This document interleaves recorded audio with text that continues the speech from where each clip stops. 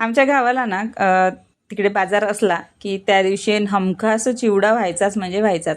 कच्चा चिवडा हा मला खूप आवडतो आणि आमच्याकडे सगळ्यांनाच आवडतो. तर ते कसं आहे, कच्चा चिवडा बनवल्यानंतर मुरमुरे लगेच नरम पडायला लागतात, तसं बिलकुल होणार नाही. तर इथे मुरमुरे मी आधी भाजून घेतले 2 ते 3 मिनटं लो फ्लेमवरती, अगदी थोडंसं तेल टाकून. नंतर शेंगदाणे तळले ते टाकले, दलिया टाकला. तुम्ही यामध्ये फुटाणे वापरू शकता, मस्त लागतं. नंतर थोडेसे 2 ते 3 मिरची बारीक चिरलेले आणि कढीपत्ता तो सुद्धा तळून टाकला. नंतर हळद, तिखट, धनिया पावडर, जिरं पावडर आणि मीठ आणि थोडीशी साखर टाकली आणि त्यावर जे आहे तेल टाकलं, जे आपण गरम करून घेतलेलं होतं. गरमच तेल टाका. नंतर ओल्या कांद्याची पात, सांबार, मस्त पिंगर असे बारीक करून टाकले. तुम्ही यामध्ये फरसाण टाकू शकता. चांगला हाताने मस्त मिक्स केल्यानंतर टाकले शेवटी टोमॅटो. तर आता आहे कच्चा चिवडा तयार. नक्की मस्त आहे, लागतो, करून बघा. तर मस्त खा, स्वस्त राहा. व्हिडिओ आवडलात लाईक, शेअर अँड सबस्क्राईब नक्की करा. बाय.